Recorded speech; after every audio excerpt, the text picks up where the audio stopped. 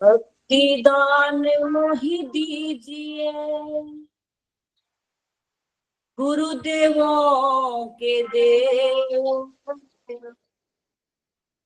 और कछु ना चाहिए,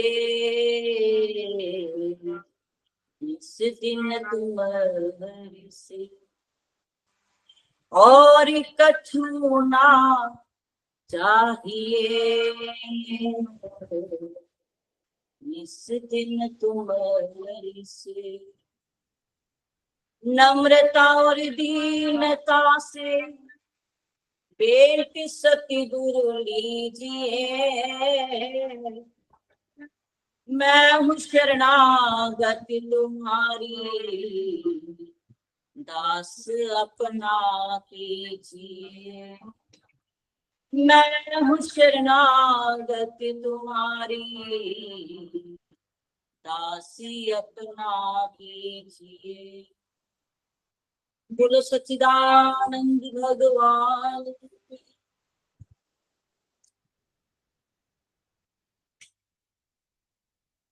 परम आराध्य देव, घट घटवासी, प्राण धन,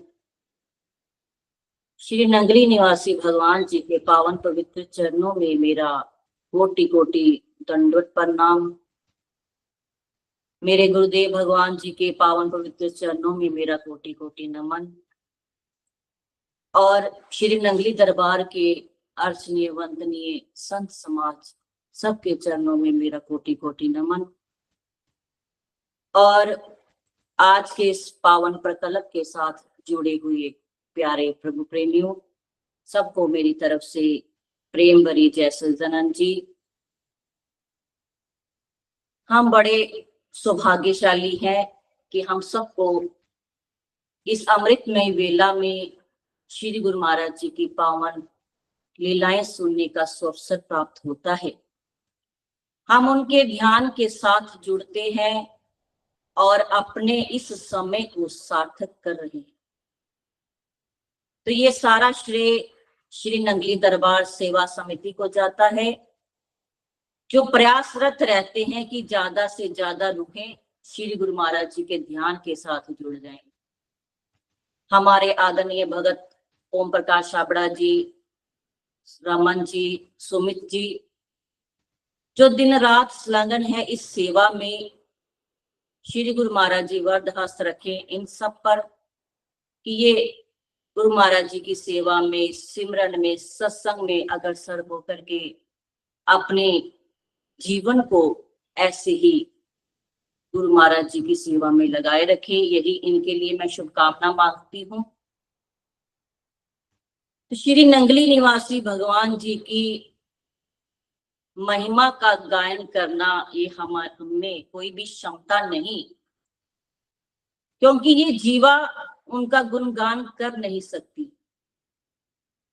हमारी सोच बहुत छोटी है, हमारी समझ बड़ी अल्प है। हम तो उनकी चरण धूलि के एक छोटे से कण के बराबर भी नहीं है। श्री गुरु महाराज जी की महिमा तो ब्रह्मा विष्णु महेश भी कहने में असमर्थ है। विधि हरिहर कवि गोविंद वाणी, कहत साधु महिमा सकुचानी। गोस्वामी तुलसीदास जी कहते हैं, विधि ब्रह्मा, हरि विष्णु, हर महादेव और कवि गोविंद वाणी, जितने भी महान कवि हुए हैं, विद्वान हुए हैं, वो भी गुरु के गुण लिखने लग जाएं तो वो भी संकोच करते हैं कि उनकी वाणी में भी वो सामर्थ्य नहीं। तो हम कैसे हम श्री गुरु महाराज जी की महिमा का गायन कर सकते? पर फिर भी हम अपने भाग्य की सराहना करते हैं कि हमें श्री नगरी निवासी भगवान जी की पावन छत्र छाया मिली। हम उनके बच्चे कहलाने का सौभाग्य रखते हैं। हमें श्री नगरी दरबार की पावन चौखट प्राप्त हुई है। और ये एक जन्म का संबंध नहीं है प्रेमियों, ये जन्म जन्मांतरों का संबंध है। ना जाने कहां कहां से श्री गुरु महाराज जी ने पुष्प इकट्ठा किए और एक सुंदर माला पिरो दी।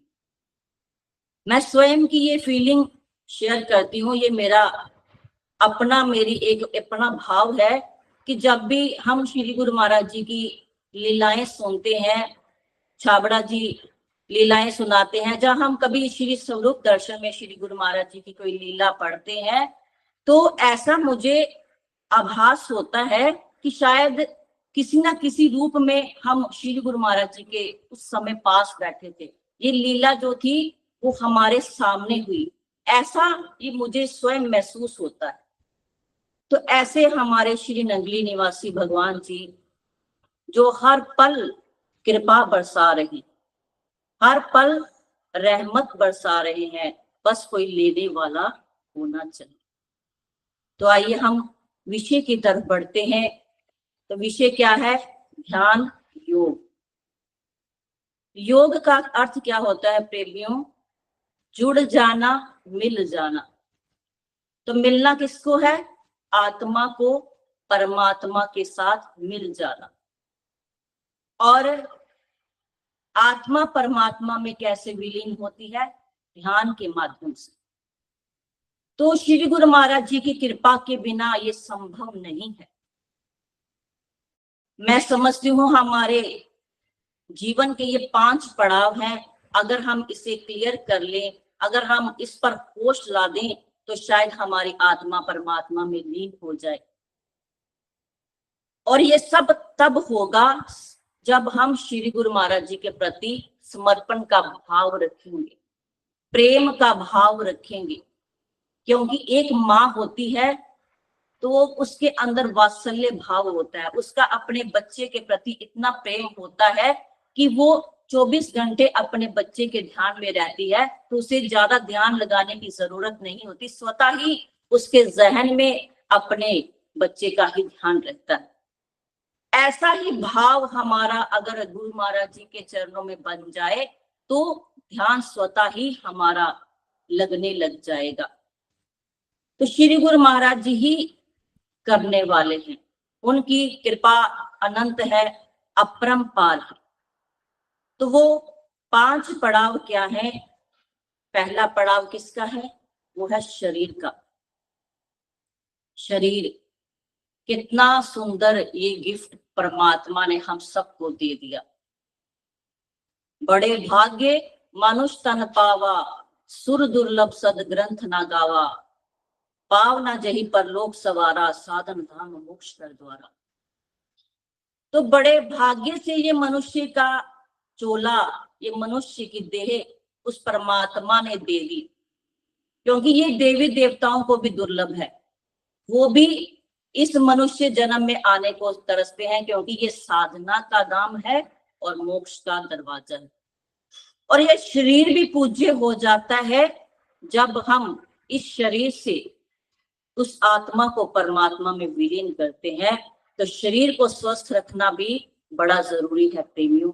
ये एक ऐसा रथ है जो मनुष्य के जीवन को आगे बढ़ाने का काम करता है। अगर ये रथ ठीक रहा तो हम साधना के रास्ते में चल सकते हैं। हमारे योगाचार्य जी संजीव जी योग करवाते हैं, एक्सरसाइज करवाते हैं कि ये शरीर स्वस्थ रहे। तो इस शरीर को स्वस्थ रखने के लिए हमें अपने जीवन को संतुलन में लाना पड़ेगा, हमें अपने आहार को संतुलन में लाना पड़ेगा, ताकि शरीर हमारा हेल्दी वेल्दी रहे और हम इसे सिमरन कर सके। तो प्रेमियों, आप देखते हैं शरीर अगर ठीक नहीं होता तो हम बहाना लगा देते कि आज मेरा शरीर ठीक नहीं, अस्वस्थ हूं, तो भजन नहीं हो पाया।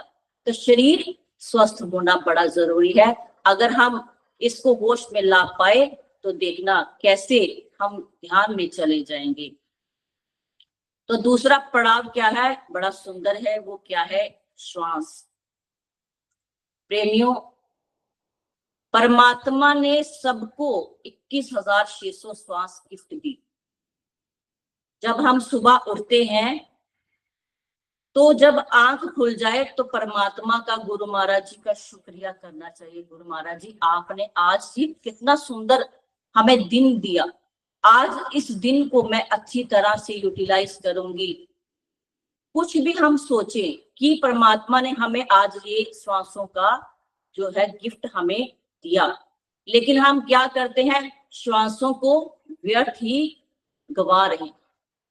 हमारा एक एक श्वास जो है वो व्यर्थ जा रहा है, उसमें हम किसी का ध्यान नहीं करते, हम भगवान के नाम का ध्यान कर ही नहीं पाते। हमारे पास पैसे होते हैं, धन होते हैं, तो क्या करते हैं, उसे बड़ा संभल संभल करके खर्च करते हैं कि ये पैसे हैं, रुपए हैं, इसको संभाल कर खर्च करना। लेकिन धन जो खर्चा हुआ वो वापस आ सकता है, लेकिन जो श्वास एक बार चली गई वो वापस आ ही नहीं सकती। तो उन श्वासों का कैसे उपभोग करना है। एक मछुआरा जाता है रोज मछलियां पकड़ने के लिए, तो जा रहा है रात को, तो रास्ते में जाते जाते एक थैला उसके पैर से टकरा जाता है, तो उसने अंधेरे में उस थैले को पकड़ा और साथ ले गया। तो नदी किनारे बैठा, अपना जाल बिछाया और सोचने लग गया, सुबह होने का इंतजार करने लग गया। तो सोचने लग गया कि कल मछलियां पकड़ूंगा, पैसे कमाऊंगा, फिर अपनी रोटी रोजी का इंतजाम करूंगा। ऐसी सोच में जब वो बैठा हुआ था, तो जब इंसान फ्री होता है ना कुछ ऐसी हरकतें करने लग जाता है। तो उसने क्या किया, जो उसके पास थैला पड़ा हुआ था उसको उसने उठाया और उसमें हाथ डाला, तो एक एक करके उसको फेंकना शुरू कर दिया टाइम पास करने के लिए। तो ऐसे कंकड़ों को फेंकने लग गया, एक डाला, फिर दूसरा डाला, फिर तीसरा डाला, ऐसा निरंतर चलता रहा। और जब लास्ट वाला कंकड़ था, तो जैसे ही वो फेंकने लगा, एकदम सूरज की रोशनी आ गई और वो जो कंकड़ था वो चमकने लग गया। वो कंकड़ नहीं था प्रेमियों, वो क्या था, वो हीरा था। और जैसे ही वो देखता है और सर पर हाथ पटकता है कि हे भगवान, ये मैंने क्या कृत्य किया। जो मैं कंकड़ समझ रहा था वो हीरे थे, मैंने तो हीरे वेस्ट कर दिए और मैं उसको कंकड़ ही समझता रहा। इतने हीरे मैंने वेस्ट कर दिए, अगर एक भी हीरा मेरे पास रहता तो मेरे तो इस जीवन का ही सुधार हो जाता। परंतु फिर पछताए क्या होत, जब चिड़िया चुग गई खेत। तो ऐसे ही हमारे हालात हैं कि हमारी श्वास श्वास ऐसे ही वेस्ट जा रही है, निंदा चुगली में और भी संसारिक कार्यों में हम अपनी श्वासों को भूलते जा रहे हैं। क्योंकि समय तो अपनी गति से आगे बढ़ रहा है और समय के साथ हमें समझ नहीं आती। अगर समय और समझ एक समय ही हमें आ जाए तो क्या होता है, इंसान श्रेष्ठ बन जाता है। तो हम श्वासों को अपने गुरुदेव के ध्यान में लगाएं, शब्द में लगा दें, ताकि ये हमारा एक एक श्वास उस परमात्मा के लिए ही लगे। तो श्वासों की कीमत को समझना पड़ेगा। क्या कहूं कहे जात हूं, कहां बजाऊं ढोल, श्वासा खाली जात है, तीन लोक का मोल। ये श्वास खाली जा रहे हैं, जो इतनी बड़ी संपदा उस परमात्मा ने हमें दी, तो इसका उपभोग करना बड़ा जरूरी है। इसको हम सदुपयोग करेंगे तो ही हमारे मनुष्य जीवन का लाभ होगा। तो तीसरा पड़ाव कौन सा है, वो है मन का। मन देखो प्रेमियों, ये मन बड़ा अद्भुत यंत्र है। उस परमात्मा ने ये मन दिया, कितना अद्भुत है ये। इसकी गति के आगे संसार के सभी यंत्र फेल है। वैज्ञानिकों ने कितना कुछ बनाया, हवाई जहाज बनाए, समुद्री जहाज बनाए, आजकल तो बुलेट ट्रेन भी बन गई है, लेकिन मन की स्पीड के आगे सभी फेल हो चुके। क्योंकि मन, अभी हम यहाँ बैठे हैं, मान लो आप बैठे हैं, हमारा मन कहीं कनाडा, अमेरिका कहीं भी पहुंच जाए, उसको किसी वीजा की जरूरत नहीं, किसी टिकट की जरूरत नहीं, वो अपने आप चला जाता है, इतनी मन की गति तेज है। तो इस मन को नियंत्रण में कैसे लाना है, इस मन को गुलाम बनाना है। और अगर ये गुलाम बन गया तो इससे अच्छा कोई गुलाम नहीं, और अगर ये मालिक बन गया तो इससे बुरा कोई मालिक नहीं है। तो इसको गुलाम बनाने के लिए ध्यान में जाने की जरूरत है, सिमरन में जाने की जरूरत है। और मन बड़ा शैतान है, चतुर है। जब कोई सिमरन में बैठता है प्रेमियों, तो जब वो बैठने लग जाता है तो मन आ जाता है बीच में, वो बड़ी दलीलें देता है। ये प्राणी तू उठ जा, क्यों भजन सिमरन कर रहा है, तू उठ और अपने काम काज में लग जा, ध्यान पे मत बैठ। वो दलीलें देता है अंदर से, उत्पात मचाता है, शोर मचाता है कि उठ जा, ध्यान से उठ जा। लेकिन महान पुरुष हमें ये समझाते हैं कि उठना नहीं है, उसकी दलीलों को इग्नोर करते जाना है। वो जो मर्जी शोर मचाए, लेकिन उसको इग्नोर करते जाओ, करते जाओ, करते जाओ। और फिर क्या होगा, धीरे धीरे जैसे मन जाता है तो जाने दे, सिर कर रख शरीर, चिल्ले बाजो नाल का क्या करेगा तीर। तो मन जाता है तो जाने दो, भटकने दो, उसकी सुनो ना, उसकी दलीलों को सुनो ना, तो वो धीरे धीरे धीरे अपने घट में वापिस आ जाएगा। तो मन को गुलाम बनाना तो ध्यान के माध्यम से ही हो सकता है, सेवा से, सिमरन से, सत्संग के माध्यम से मन को नियंत्रित किया जा सकता है। हम श्री गुरु दरबार में जाते हैं तो हमें कोई भी सेवा मिल जाए, किसी भी प्रकार की सेवा मिल जाए, तो हमें सेवा अवश्य करनी चाहिए। हम श्री नंदी दरबार में जाते हैं तो कोई छोटी सी छोटी सेवा भी हो तो हमें जरूर करनी चाहिए, क्योंकि सेवा से मन निर्मल होता है, सेवा से मन स्वच्छ हो जाता है। और सत्संग, अगर हमें संत जनों का सत्संग मिल रहा हो तो सत्संग में भी हाजिरी जरूर लगानी चाहिए। और सिमरन तो करना ही करना है। तो ऐसे हम मन को नियंत्रित कर सकते हैं उस प्रभु की कृपा से। तो अगला पड़ाव है बुद्धि का। तो बुद्धि देखो, परमात्मा ने ये भी कितना अच्छा गुण दिया। उसने इतने प्राणी बनाए, जीव जंतु बनाए, सबको लिमिटेड बुद्धि दी। पशु पक्षियों को, जानवर को लिमिटेड बुद्धि दी, लेकिन मनुष्य को अनलिमिटेड बुद्धि दे दी। हम घर में कोई भी पालतू रखते हैं तो क्या करते हैं, उसको थोड़ी सी कमांड दे देते हैं, कुछ सिखा देते हैं, बस वो उसी इशारों पर नाचता है। वो उतना ही दिमाग लगाता है जितना हम उसके अंदर भर देते हैं, उससे बढ़कर के वो कोई दिमाग नहीं लगाता। जैसे सर्कस में आप देखते हो कि रीछ भी साइकिल चलाते हैं, क्या क्या कुछ करते हैं, लेकिन अगर उसे कहो कि वो किसी और को भी सिखा सकता है, ऐसा नहीं, क्योंकि वो मनुष्य उसको उतनी लिमिटेड ही उसके अंदर कमांड डाल देता है। तो इंसान के पास बहुत ज्यादा बुद्धि है, लेकिन वो बुद्धि कैसे इस्तेमाल करता है, वो बुद्धि को कहाँ लगाता है, क्योंकि बुद्धि के साथ विवेक होना बहुत अनिवार्य, प्रेम होना बड़ा अनिवार्य। बिन सत्संग विवेक ना हुई, राम कृपा बिना सुलभ रस हुई। कि सत्संग के बिना विवेक आ ही नहीं सकता।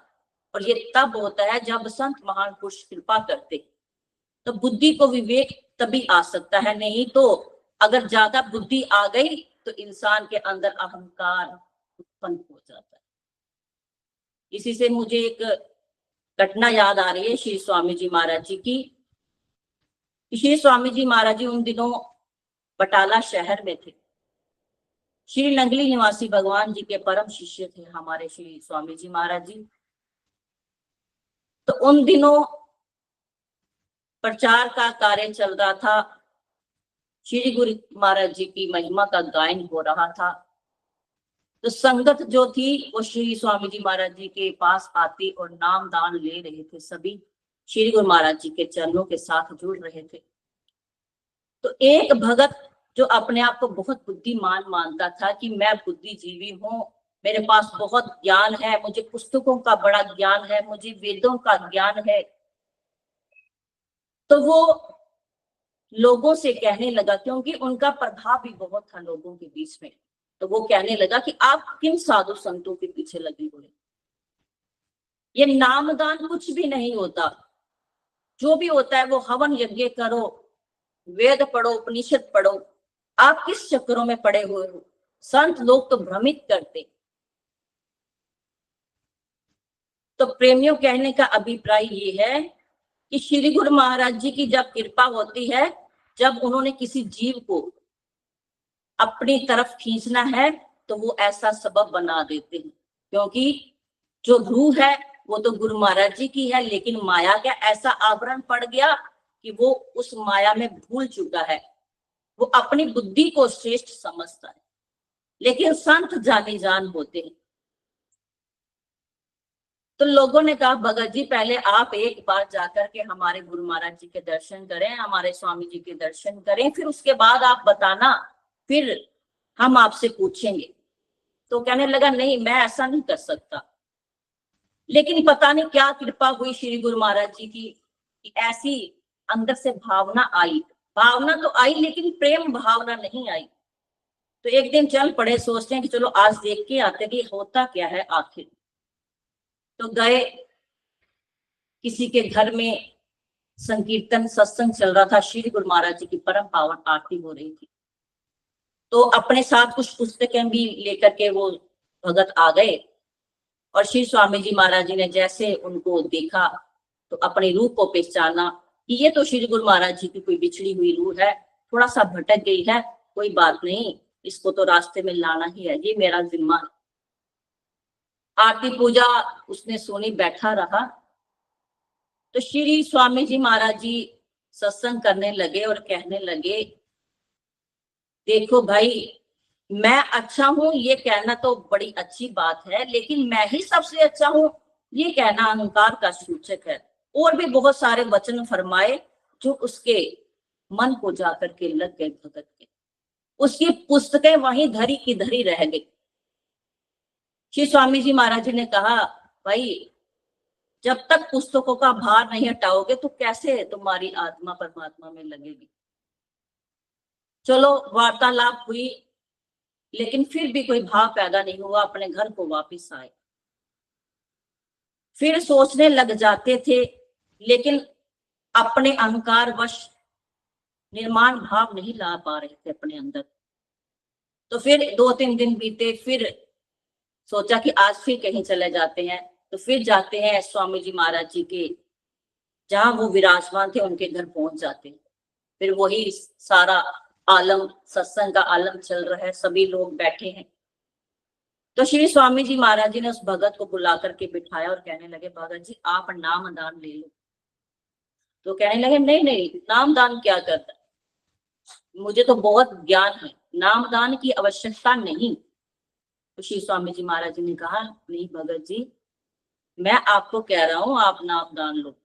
तो वैसे उस समय हाँ नहीं की, तो ऐसे ही अपने घर को चले गए और घर जाकर के सोचने लग गए कि शायद मैं देखना चाहता हूँ, मैं नाम दान तो ले लेता हूँ पर मैं देखूंगा कि इसमें कोई असर है कि नहीं है। तो वो इस भाव से दोबारा आ गए और कहने लगे, स्वामी जी महाराज जी मुझे नाम दान दे दो। लेकिन भावना फिर वही अपनी बुद्धि की। नाम दान लिया, श्री स्वामी जी महाराज जी ने समझाया, तो घर जाकर के बैठ गए, भक्ति पे बैठ गए।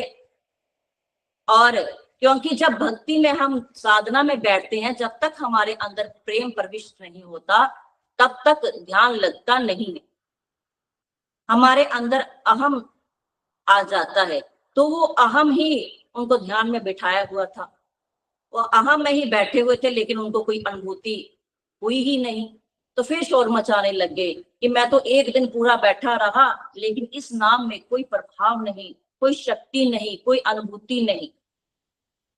तो श्री स्वामी जी महाराज जी को जब पता चला, तो क्योंकि अब उनका समय नजदीक आ चुका था, आत्मा का परमात्मा में लीन होने का समय आ चुका था, तो श्री स्वामी जी महाराज जी उस भगत से मिले और अपने पास बिठाया और वरद हस्त उनके सिर पर रख दिया। और श्री स्वामी जी महाराज जी कहते हैं, उस समय 10 मिनट के लिए आंखें बंद करके उस भगत के सिर पर हाथ रखे बैठे रहे, और वो भगत भी 10 मिनट के लिए बैठा रहा। और ऐसा उसके अंदर रोमांच पैदा हो गया कि जन्म जन्म के जो उनके बंधन थे वो कट गए। वो रूह श्री गुरु महाराज जी के चरणों के साथ जुड़ गई। तो श्री स्वामी जी महाराज जी ने श्री नगली निवासी भगवान जी की लीलाएं सुनाई और बहुत सारी विधियां उनको समझाई और कहने लगे प्रेमी अब जाओ, अब बैठो पाठ पर, फिर मुझे बताना। तो वो अपने घर वापस जाता है तो अंदर से प्रेम का भाव पैदा हो गया, वैराग्य का भाव पैदा हो गया। किससे? जब वरदहस्त उसके सिर पे आया। तो घर जाता है, अपने घर वालों से कह देता है कि अब 1 हफ्ता मुझे कोई भी उठाएगा नहीं, मैं 1 हफ्ता एक कमरे में बंद होऊंगा और मुझे कोई भी कार्य के लिए कहा ना जाए। तो सभी घर वाले मान गए, वो कमरे में बैठ गए भगत जी, और जैसे समाधि लगाई तो प्रेम भाव आ गया।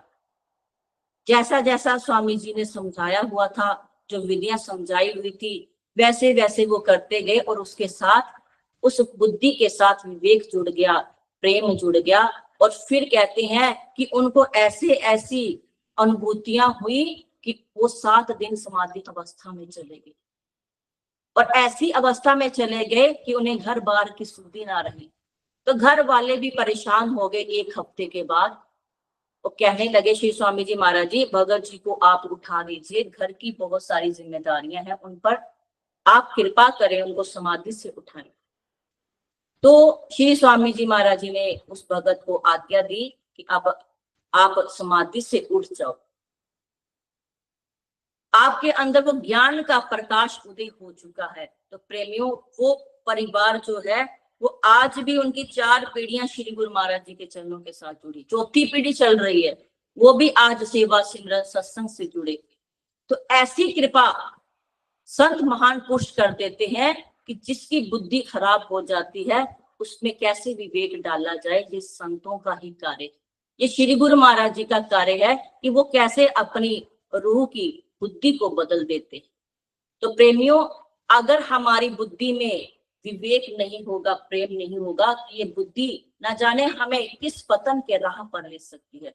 तो बुद्धि को ठहराव में लाना बड़ा ही अनिवार्य है। तो 5वां पड़ाव कौन सा होता है? आत्मा। तो आत्मा की खुराक क्या है? भोजन क्या है? परमात्मा।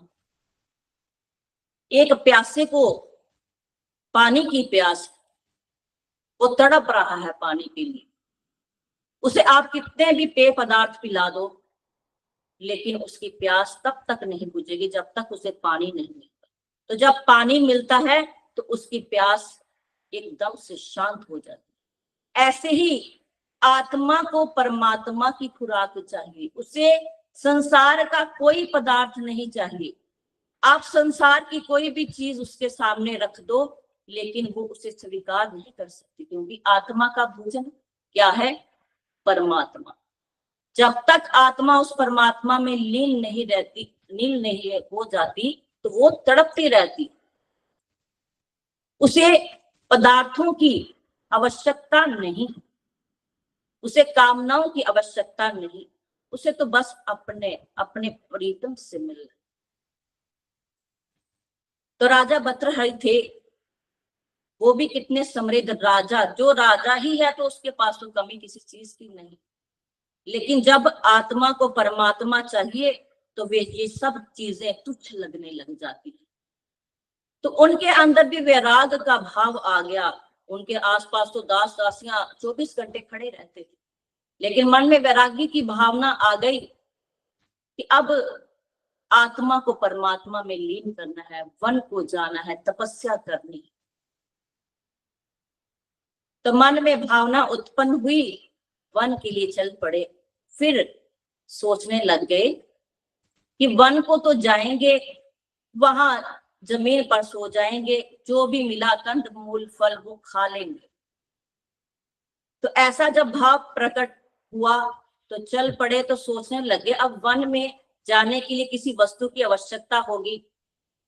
अगर नींद आएगी तो जमीन पर तो सो जाऊंगा, लेकिन सोने के लिए एक तकिया तो चाहिए। तकिया उठा लिया, बगल में तकिया उठा लिया और कहने लगे, सोचने लगे कि अगर कुछ खाने को भिक्षा मिल जाए, अगर कुछ भी मिला, जब पानी भी प्यास लगी, तो एक लोटा तो मेरे साथ तो चाहिए चाहिए। तो क्या करते हैं, एक लोटा उठाया, एक तकिया उठाया और चलने लग गए। और वन को जैसे चले, जंगल में आगे जाकर क्या देखते हैं, एक मजदूर पत्थर तोड़ रहा है गर्मी में। और मजदूर जब थक जाता है तो वो बैठ जाता है, फिर वो सो जाता है, और सोते सोते उसने अपनी बाजू को अपने सिर के नीचे रखा और बड़ी गूढ़ी नींद में सो गया। तो राजा बड़ी ध्यान से देखता है कि ये मजदूर सो रहा है, इसको तकिए की जरूरत नहीं है, इसका तकिया तो उसकी बाजू ही है। तो राजा ने तकिया भी फेंक दिया कि अगर सोना है तो तकिए की जरूरत ही नहीं। उस तकिए को साइड पे फेंक दिया और आगे चले। जैसे जैसे आगे जाते हैं, मन में भावना और तीव्र होती जा रही है, साधना की भावना और तीव्र बढ़ती ही जा रही है। आगे क्या देखते हैं, किसान जो खेतों में काम कर रहा है, उसे प्यास लगती है, वो झरने के पास जाता है, तो अपनी हाथ की अंजलि को बनाता है और फिर उससे अपनी प्यास को बुझा देता है। और एक किसान हाथ पर रोटी रखता है और दूसरे हाथ से उसको खा रहा है सब्जी, फुलके पर सब्जी रख करके दूसरे हाथ से वो उसको तोड़ तोड़ के खा रहा है। तो राजा सोचने लगा कि पात्र की भी कोई जरूरत नहीं, अगर प्यास लगी है तो लोटे से अपने हाथ की अंजलि को बना लिया और पानी पी लिया, और अगर भूख लगी है तो हाथ को ही थाली बना लिया, दूसरे हाथ को चम्मच बना लिया। तो किसी चीज की आवश्यकता ही नहीं है, साधना के लिए किसी चीज की आवश्यकता नहीं। और जो भी था फिर लोटा भी साइड पे फेंक दिया। हम ट्रेन में जाते हैं, कहीं भी सफर करते, जितना सामान अधिक रहेगा उतनी हमारा सफर खराब हो जाता है। तो जगह जगह लिखा होता है कि कम सामान लेकर के जाओ, यात्रा सुखद रहेगी। अगर हम ज्यादा सामान लेकर चलते हैं तो सारा ध्यान हमारा सामान की तरफ ही रहता है, हम यात्रा को सुखद बिता नहीं पाते। ऐसे ही ये अध्यात्म की यात्रा है, जहां पर पदार्थों की जरूरत नहीं, यहाँ सामान की जरूरत नहीं, जितना सामान कम रहेगा उतनी ये यात्रा सुखद रहेगी। तो राजा ने सब कुछ त्याग कर दिया, परमात्मा का शुक्राना किया, ये परमात्मा तुमने तो हमारे अंदर ही इतनी ताकत पैदा की हुई है, हमारे अंदर ही सब कुछ है, हमें बाहर के पदार्थों की जरूरत नहीं, इस आत्मा को किसी भी पदार्थ की जरूरत नहीं, इसको तो बस परमात्मा की ही जरूरत है। तो आत्मा परमात्मा में लीन हो जाती है जब जीव विषय विकारों से, पदार्थों से दूर हो जाता है। तो ये प्रेमियों 5 पड़ाव हैं, अगर हम इसे पूर्ण कर पाए, शरीर का, श्वास का, मन का, बुद्धि का, आत्मा का, तो अगर हम इसे पूर्ण कर लेते हैं तो हमें जीवन जीने का सलीका आ जाता है। हमारे अंदर अनंत शक्तियां आ जाती हैं, हमारे अंदर नव ऊर्जा का संचार हो जाता है। जितने भी महान पुरुष अवतरित हुए हैं इस धराधाम पर, उन्होंने कुछ करके दिखाया है, उन्होंने सोई हुई मानवता को जगाया। हमारे इष्ट देव त्रिलोकीनाथ श्री नंगली निवासी भगवान जी जो इस पावन धराधाम पर आए, तो वो स्वयं पार ब्रह्म परमेश्वर है, उन्हें कोई आवश्यकता नहीं तपस्या करने की, कोई आवश्यकता नहीं भक्ति करने की। उन्होंने जो ज्ञान हमें दिया वो दिया ही नहीं बल्कि उन्होंने करके भी दिखाया।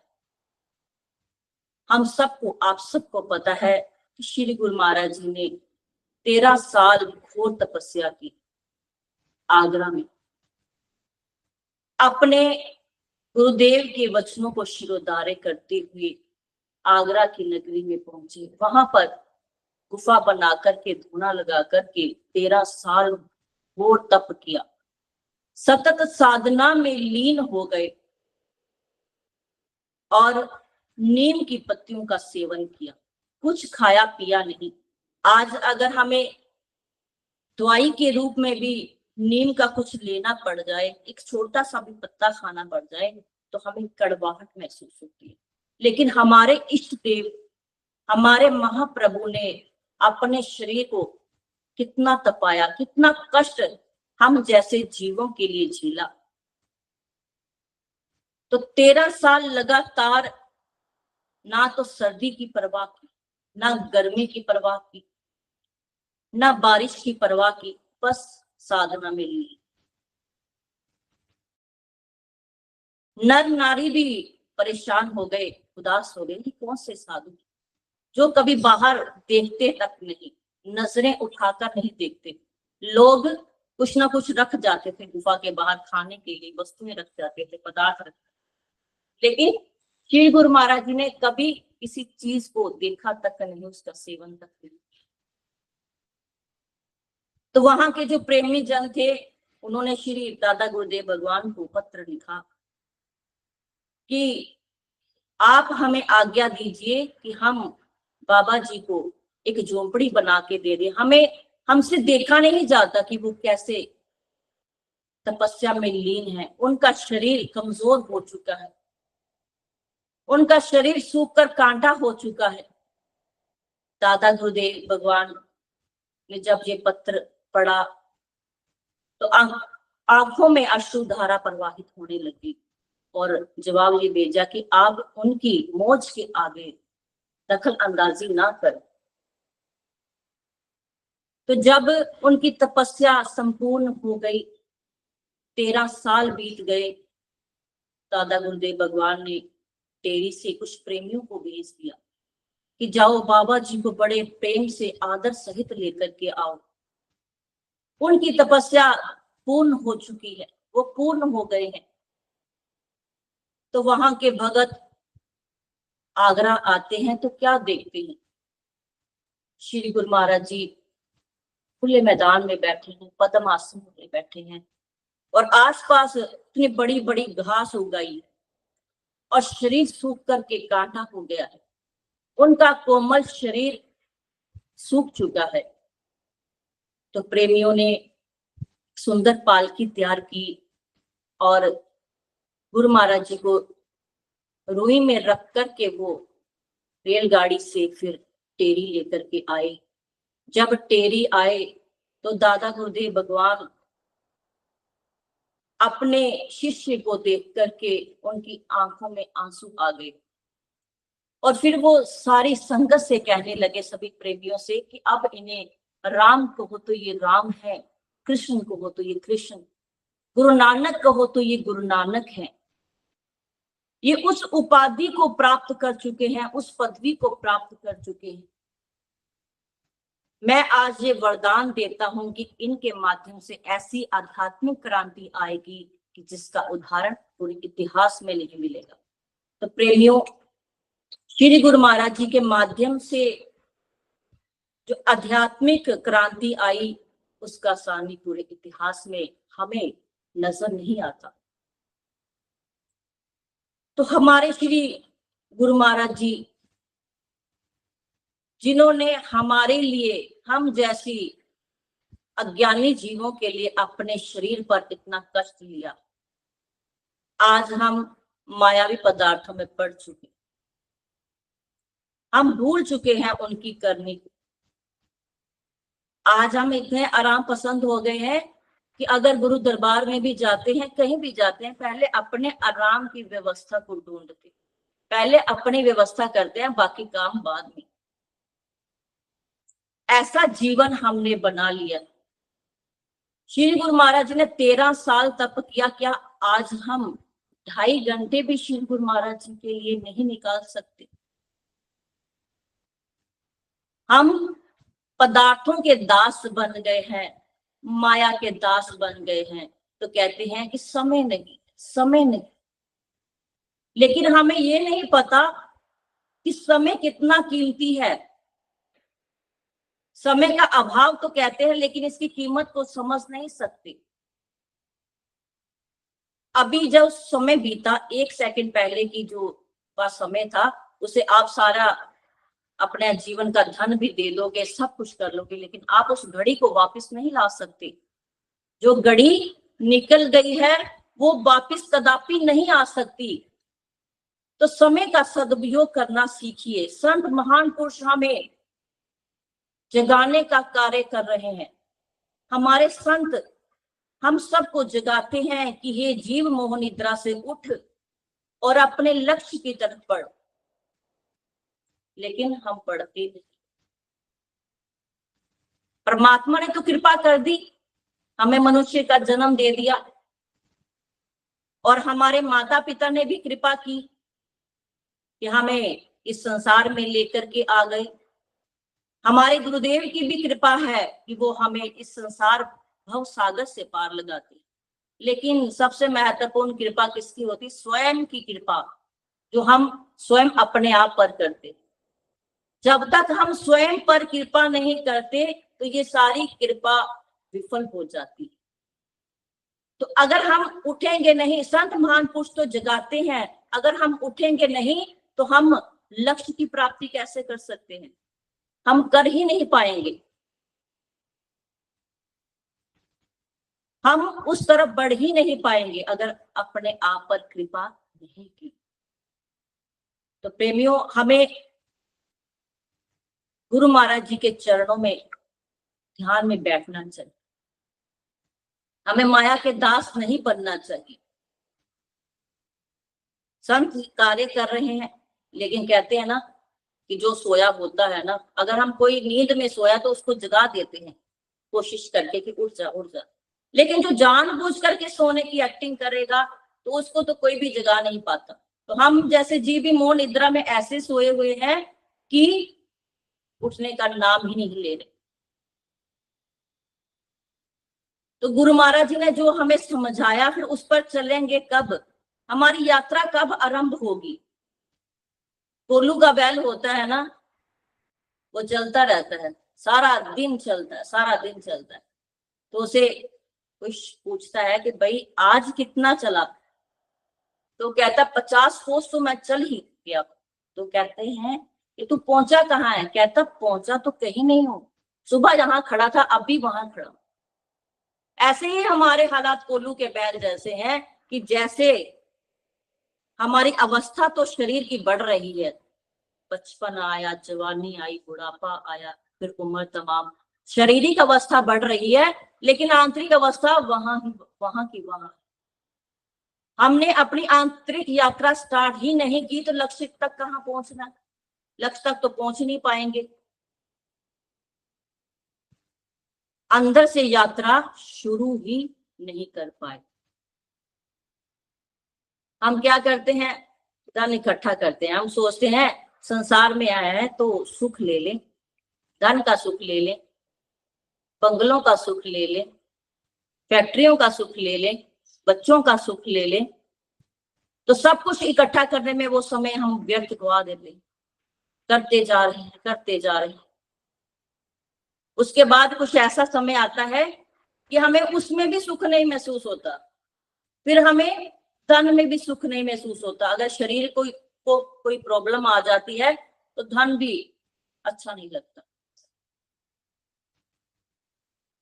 और बच्चों में भी सुख महसूस नहीं होता। फिर क्या करते हैं? किसी और जगह पर सुख ढूंढने की कोशिश करते हैं, शायद मुझे वहां सुख मिल जाएगा, मुझे इस पदार्थों में सुख नहीं मिल रहा, शायद मुझे वहां कहीं सुख मिल जाएगा, बाहर से सुख मिल जाएगा।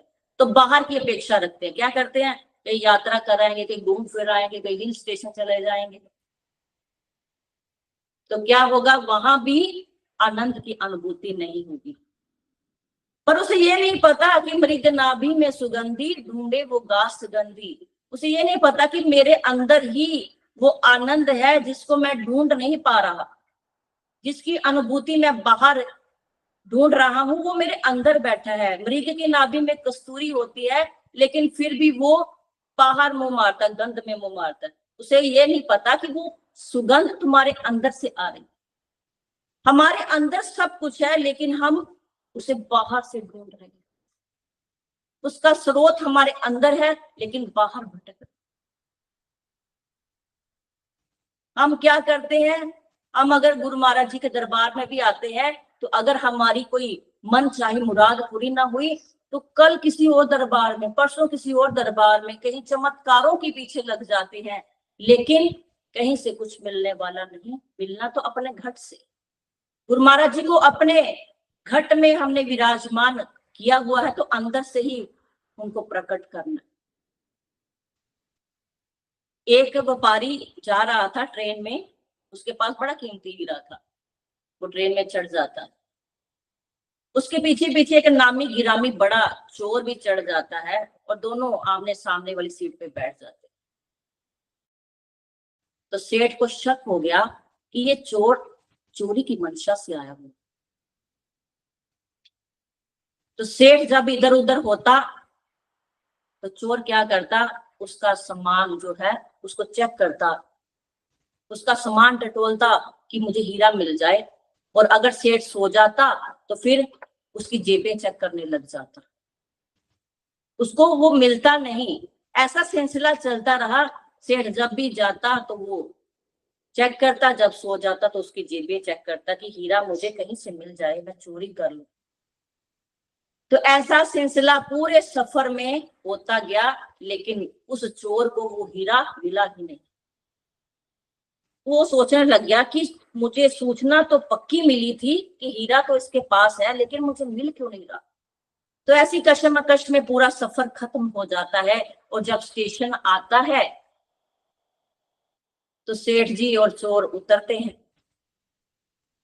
तो चोर सेठ के पास आता है, कहने लगा, सेठ जी मैं बहुत बड़ा चोर हूँ, मैं बड़ा नामी गिरामी चोर हूँ, आज तक मैं असफल नहीं हुआ, लेकिन आपके मामले में मैं फेल हो गया हूँ। आप तो मेरे भी बाप निकले, अब तो बता दो कि वो हीरा कहाँ छुपा रखा था। तो सेठ जी ने कहा, देखो भाई, वो हीरा तुम्हारे पास था। उन्होंने कहा, कैसे? उसने कहा, तुम्हारी आंखों से बच करके मैंने वो चोरी से तुम्हारे तकिए के नीचे रख दिया था। तुमने सब जगह ढूंढा, लेकिन अपने पास नहीं ढूंढा। तुमने अपने तकियों को नहीं उठाया, बल्कि तुम उसको बाहर ढूंढते रहे। उसी चीज का मैंने फायदा उठाया, और अब तुम्हारी नजरें बचा करके मैंने उसको उतरते हुए, ट्रेन से उतरते हुए, मैंने तकिए से नीचे उठा करके अपनी जेब में डाल लिया। तो वो हैरान हो गया कि सारे सफर में हीरा मेरे पास था, लेकिन मैं तो उसको बाहर ही ढूंढता रहा। तो प्रेमियों, ऐसी हालत हमारी है। हम भी बाहर से आनंद को ढूंढ रहे हैं, लेकिन उसका स्रोत, सुख, चैन, वो हमारे अंदर है। जब तक वो हमारे अंदर नहीं आएगा, तब तक हम अपनी आध्यात्मिक यात्रा को पूर्ण नहीं कर पाएंगे। तो हमारे श्री नंगली निवासी भगवान जी, जो दया निधि है, कृपा के सिंधु है, अगर हम उनके चरणों में थोड़ा सा समय लगाएंगे तो देखना कैसे वो कृपा करते। तो कैसे करना है, एक छोटे से सूत्र के माध्यम से बताती हूँ। आप जब बैठते हो श्री गुरु महाराज जी के चरणों में, तो पहले प्रार्थना किया करो हाथ जोड़ करके कि हे गुरु महाराज जी, हम आपके बच्चे हैं, आपके लाल हैं, आपने कृपा करनी है तो हमने भजन करना है। तो कहते हैं कि जब प्रार्थना करते हैं तो गुरु महाराज जी को हम अपनी सुनाते हैं, और उसके बाद जब ध्यान करते हैं तो फिर श्री गुरु महाराज जी की सुनते हैं। कितना ये प्रभावशाली चीज है कि पहले प्रार्थना करो, अपनी सुना दो सारी, और फिर ध्यान जब करेंगे तो गुरु महाराज जी की सुन लेंगे, वो हमें अपनी सुनाएंगे। तो मैं ये विश्वास के साथ कह सकती हूँ कि आप अगर श्री गुरु महाराज जी के मुखमंडल को 5 मिनट के लिए भी उसका दिव्य अवलोकन कर लोगे तो ध्यान स्वतः ही लग जाएगा।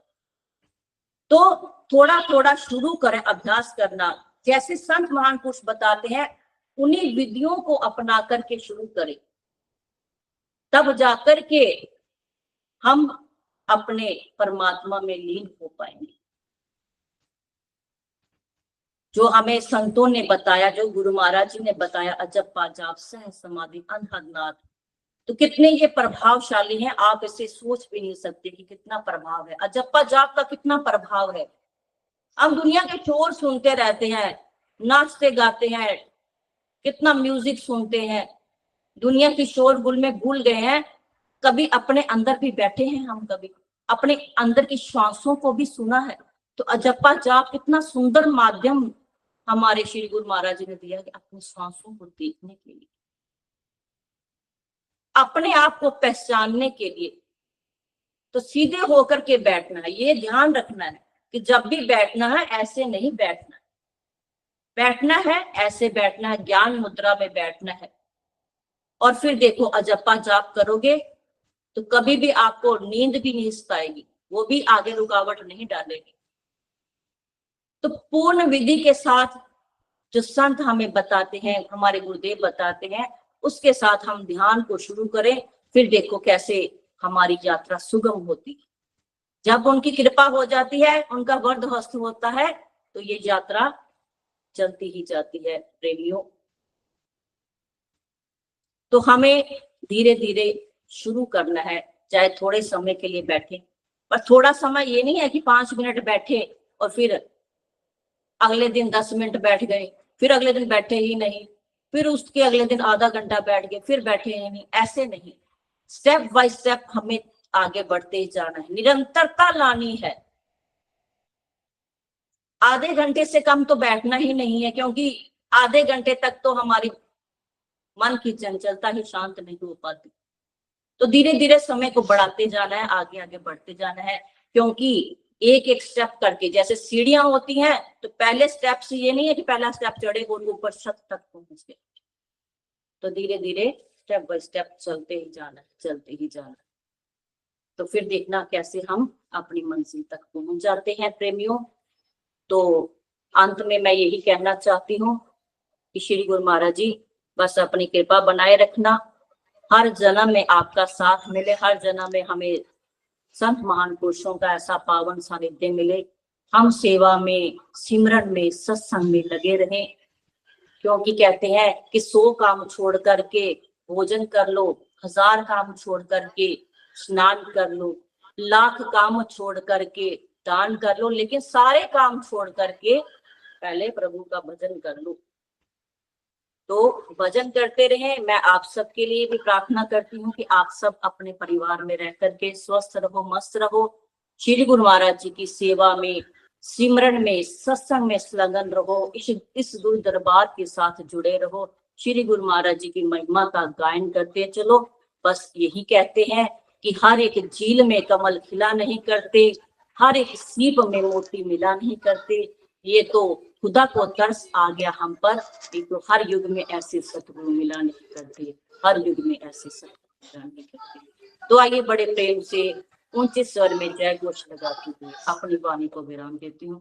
बोलो जयकारा, बोलो मेरे श्री गुरु महाराज की जय, बोलो साची दरबारी की जय, बोलो श्री नंदली निवासी भगवान की जय, बोलो श्री परमहंस दयाल जी महाराज की जय, बोलो श्री स्वामी जी महाराज की जय।